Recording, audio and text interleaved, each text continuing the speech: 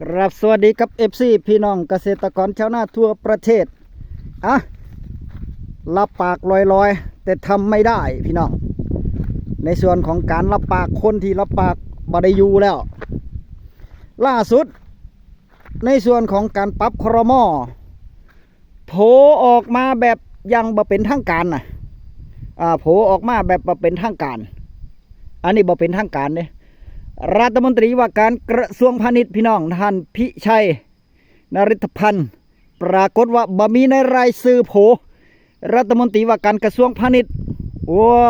ยรับปากมัวตัวรับปากลอยๆตัวนี้แล้วผู้ใดจะมาประสานงานต่อเอารับปากแล้วก็เฮ็ดบ่ได้พ่อใหญ่การว่าจะแบบพ่อใหญ่การดำนานี่บ่นี่เบิ่งติล่ะนี่แบบพ่อใหญ่การดำนาอยู่บ่เด้เห็นบ่เด้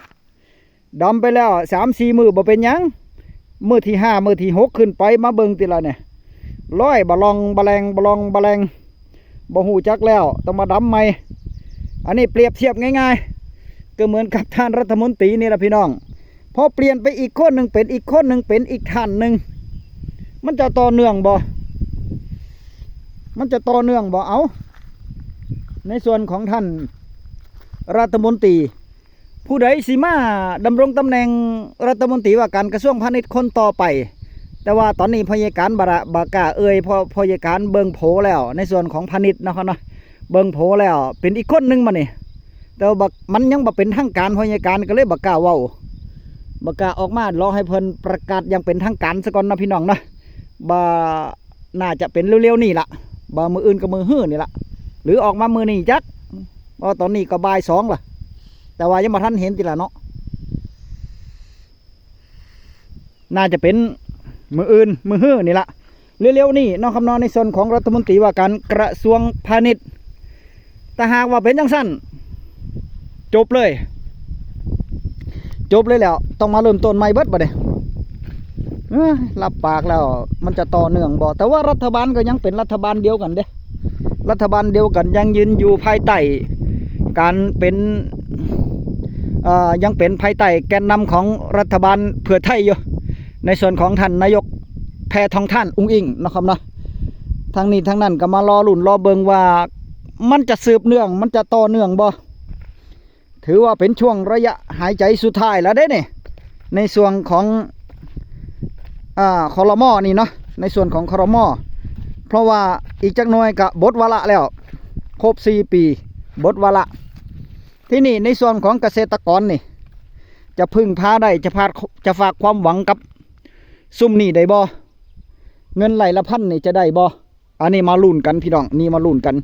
แต่ว่าในส่วนของที่ผ่านมานี่มันเป็นตาได้เด้บอกให้ขึ้นทะเบียนบอกให้เกษตรกรขึ้นทะเบียนให้มันเรียบร้อยว่าสั่นเพิ่นว่าเข้านาปังก็จะได้พร้อมกันจักเนาะครับเนาะหรือว่าในส่วนของกระทรวงพาณิชย์ท่านพิชัยที่ท่านได้รับปากในส่วนของท่านปราโมทเจริญศิลป์นายกสมาคมเกษตรกรชาวนาไชเฮ้านี่รับปากยังมั่นเหมาะปานเด้ทุบโต๊ะเลยเด้เพิ่นว่าให้ไร่ละ 2,000 ไปเลยเพิ่นว่าให้ไร่ละ 2,000 10 ไร่ก็คนละ 20,000บ่ล่ะเนาะโอ้จะหลอกให้เคาะกะลาให้หมาดีใจบ่แบบที่ FC เพิ่นว่าเนาะครับเนาะที่เพิ่นคอมเมนต์มาเคาะกะลาให้หมาดีใจบ่หรือว่าบางคนก็บอกว่าอย่าเฝ้าตื่นตระหนกอย่าเฝ้าดีใจไปแต่ว่าพยาการก็รายงานตามเหตุการณ์ตามข่าวเนาะครับนะตามข่าวที่ออกมารายวันตามเพราะว่าพยาการเกาะกระแสในส่วนของข่าวรายวันถ้าข่าวออกมาจังไดก็ว่าไปจังสั่นถ้ามีการเปลี่ยนแปลงก็ว่ากันไปนะที่นี่มันผิดโผบ่เนี่ยผิดโผอย่างผิดโผที่ว่ารัฐมนตรีมาเปลี่ยนแปลงอีกแล้วบ่แม่นคนเดิมบ่เนี่ยรัฐบาลเดิมแต่ว่าเปลี่ยนการจัดตั้งครม.ใหม่บ่แม่นคนเดิมเปลี่ยนแปลงคนอีกแล้วในเมื่อเพิ่นเปลี่ยนแปลงคนการรับปากรับคำของรัฐมนตรีว่าการกระทรวงพาณิชย์ มันก็จะเปลี่ยนแปลงไปอีกเด้โอ้ยแบบนี้ถอนหายใจยากเลยพี่น้องเนาะมันบ่ต่อเนื่องเฮ็ดให้หยุดชะงักนี่ละเวลาเกิดปัญหาทางการเมืองขึ้นมานี่โครงการแต่ละโครงการนี่หยุดชะงักบ่ต่อเนื่องอย่างที่สองไอ้ผลกรรมมันมาตกอยู่กับไผอยู่กับชาวนานี่ละผลกรรมก็จะมาตกอยู่กับชาวนาล่าซ่า2จักได้บ่ได้เปลี่ยนคนไปแล้วอาจจะเปลี่ยนอีกคำพูดหนึ่งอาจจะเปลี่ยนเป็นคำเว้าหนึ่งนะครับเพราะว่าเพิ่นก็อ้างว่าเพิ่นบ่ได้เว้าเพิ่นบ่ได้รับปากนั่นมันเป็นจังสี่เด้โอ้มื้อนี้พยาการเบิ่งออกมานี่โอ้ยบ่แม่นคนเดิมอีกแล้วแต่ถามว่าเปลี่ยนดีบ่อาจจะพี่น้องก็มันก็บอกไปเลยบ่ได้เนาะครับเนาะแต่ว่าสิ่งใหม่ๆหรือว่าคนใหม่อาจจะดีก็ได้อาจจะดีกว่าคนเก่าบ่เพราะว่าเพิ่นอาจจะใส่ใจเกษตรกรก็ได้เพิ่นอาจจะเล็งเห็นในส่วนของคุณค่าการนำเข้าการนำออกดูแลผลประโยชน์ให้กับเกษตรกรชาวนาเฮาก็ได้แม่นบ่เพราะว่าที่ผ่านมานี่อีหยังก็ล่าซ่าเบิดเด้อีหยังก็ล่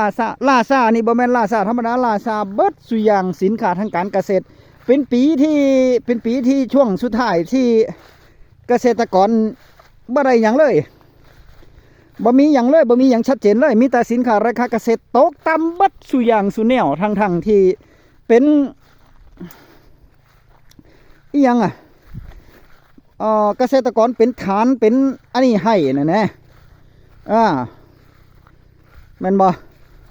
รัฐบาลชุดนี้ครม.ชุดนี้มาจากฐานเสียงในส่วนของ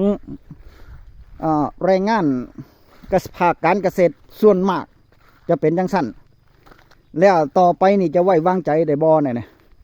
แล้วถ้าหากว่าวาระสุดท้ายเงือกสุดท้ายนี่ยังไม่ได้รับการแก้ไขเรื่องของสินค้าทางการเกษตร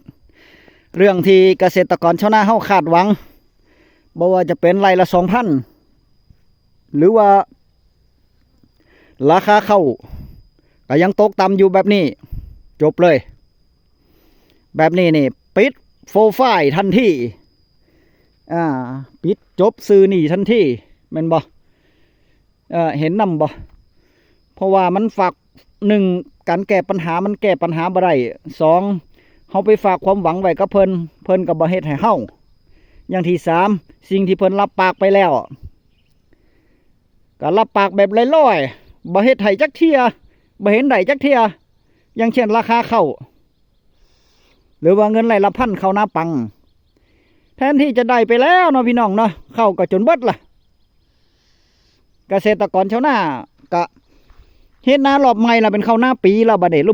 มกันล่ะลืมล่ะเอาปรากฏว่าบัดยังบ่ทันได้อยู่ไปมาๆถามไปถามมาโยนกันไปโยนกันมาเริ่มต้นใหม่เบิดบัดนี้บ่มีไผแก้ปัญหาแบบจริงๆจังๆเลยฝากความหวังไว้บ่ได้เลยตอนแรกก็โอ้ยพอมันจะได้เฮแล้วมันก็บ่ได้เฮจักเที่ยพอจะได้เฮก็บ่ได้เฮจักเที่ยเปรียบเทียบกับเงิน10,000ดิจิตอลนั่นล่ะไปมาโอ้ยพอใหญ่การก็รอแล้วรออีกแล้วเฟสไหนก็ได้เฟส2เฟส3โอ้มันจะได้แล้วตัวนี่ว่าเฟส4พอใหญ่การก็จะได้แล้วตัวนี่ถ้าได้เฟส3แล้วอายุ16 ถึง 20 ปีได้ไปแล้วจากหันมาพยาการโอ้ยผู้เฒ่ายังมาทันหอด60แต่ว่ามันจะได้บ่มันจะหอดเฟสหยังมันสิได้รอสุดท้ายหมู่บ่น้อว่าไปมาๆพุ่นว่าจ่ายบ่ได้ซ้ำโอ้กินเหี่ยวอีกแล้วบัตรคนจนบัตรพิการอีหยังก็บ่มีกับเขาเนาะครับเนาะบัตรสวัสดิการแห่งรัฐบัตรคนจนก็บ่ได้กับเขาบ่ได้กับเขาโอ้ยบ่เป็นตาได้จักอย่างตัวนี้ว่าปลูกมันมาแน่มาเหงื่อบ่ออกบ่ได้เงินตอนนี้นี่ ปลูกมันนี่เหงื่อท่วมโตบันได้เหงื่อไหลป๊อปป๊อปป๊อปป๊อปป๊อปเหงื่อไหลเหงื่อนี่ท่วมโตพุ่นล่ะพุ่นน่ะป่ามันอยู่เทิงพุ่นทางพุ่นนะพุ่นที่พยาการ4พุ่นน่ะพุ่นน่ะแม่นเบิดนั่นน่ะป่ามันน่ะพุ่นไปทางพุ่นก็มีไปทางพุ่นก็มีพุ่นน่ะป่ามันปรากฏว่าเหงื่อออกท่วมโตก็บ่คุ้มทุนตอนนี้กิโลละบาทปลายสั่งเขามาจากต่างประเทศสั่งเขามาโล่นตลาดเปยบ่เนี่ยตอนนี้ปิดด่านกัมพูชาไปสั่งเอาเวียดนามอีกล่ะเปิดด่านทางเวียดนามอีกแล้วโอ้ยไปค้าขายกับเวียดนามอีกล่ะกับลาวอีกล่ะแต่ว่าทางสปปลาวพี่น้องเฮานี่ก็ไข่อยู่เนาะแม่งบ่พี่น้องเพราะว่าทางสปปลาวนี่ก็ไปมาเนาะครับเนาะคนไทยก็ไปเฮ็ดอยู่พุ่นหลายเด้ได้ลูกได้เมียอยู่พุ่นหลายทรัพยากรของเพิ่นก็โอ้ยอุดมสมบูรณ์กว่าบ้านเฮาหลายเติบอยู่ดอกพยาการว่าเพราะว่าเบิ่งคลิปทางของเพิ่นทางประเทศเพิ่นนี่อุ้ยปูปลาหน้าไม้เพิ่นหลายเด้หลายกว่าทางเฮาแต่ว่าของเฮานี่ที่จริงมากก็หลายเติบอยู่ดอกแต่ว่าส่วนมากจะเฮ็ดงานเนาะเขานะไทยบ้านเฮาสิเฮ็ดงานเป็นหลักเป็นฐานเป็นมั่นเป็นเหมาะลูกเกษตรกรชาวนาเฮานี่ก็ไปเป็นเจ้าเป็นนายหลายอยู่อย่าลืมเด้อถ้าเป็นลูกเกษตรกรชาวนาเฮานี่ถ้าได้ดิบได้ดีแล้วอย่าลืมพี่น้องปู่ย่าตายายที่เคยพาเฮ็ดพาทำมาหาแนวทางที่มันเจริญรุ่งเรืองสืบต่อไปบ่ว่าจะเป็นสินค้าราคาทางการเกษตรหรือว่าการซอยเหลือไร่ละ1,000-2,000ให้ไปโลดหามานะครับเนาะให้พี่น้องเกษตรกรเฮาได้ดีใจตัวเนาะอันนี้นี่ปล่อยปะละเลยอุ้ยพยาการว่าหับปากแล้วเปลี่ยนไปอีกแล้วเนี่ยท่านพี่ชัยบ่มีในโผอีกแล้ว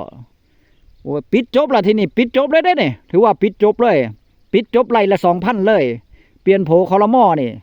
ปิดจบเลยไผสิเฮ็ดต่อบ่นี่ต้องลื้อโครงการมาใหม่โอ้ยยากพี่น้องเอ้ยยากเบิ่งแล้วยากจะได้เงินนี่ยากแต่ละปีรุ่นโอ้ยแทบน้ำหูน้ำตาแทบเป็นสายเลือดพุ่นละรอติดตามการแจ้งข่าวอีกต่อไปเด้อพี่น้องเด้อเดี๋ยวรอเบิ่งโผคลม.ก่อนในส่วนของรัฐมนตรีกระทรวงเกษตรและสหกรณ์ยังเป็นคนเดิมอยู่ดร.นฤมลยังเป็นดร.นฤมลอยู่เนาะครับเนาะควบคุมโดยท่านร้อยเอกธรรมนัสพรหมเผ่าคือเก่าแต่ว่าในส่วนของพาณิชย์นี่เปลี่ยนแล้วไอ้คนที่หับปากเฮานี่ละคนที่หับปากว่าจะได้ละ2,000นี่ละเปลี่ยนตายแล้วบ่นี่ โอ้ยเหงือกแห้งอีกแล้วชาวนาเนี่ยตาถลนออกมาเลยพยาการเบิ่งโอ้ยเปลี่ยนอีกแล้วบ่นี่รอเบิ่งเด้อพี่น้องเด้อเดี๋ยวพยาการจะติดตามข่าวมาให้ในส่วนของเงินไร่ละ 2,000 จังไดก็ต้องเอาให้ได้จิกเอาให้ได้หั่นล่ะนะครับเนาะเพราะว่าเพิ่นหับปากไปแล้วเกษตรกรชาวนาเฮาก็บ่ได้คาดหวังว่าไร่ละ 2,000 เด้แต่ว่าเพิ่นให้ไร่ละ 2,000 เลยทุบโต๊ะให้เลยนั่นน่ะมารอลุ้นรอเบิ่งกันต่อไปเจอกันใหม่คลิปหน้าคลิปนี้สวัสดีครับ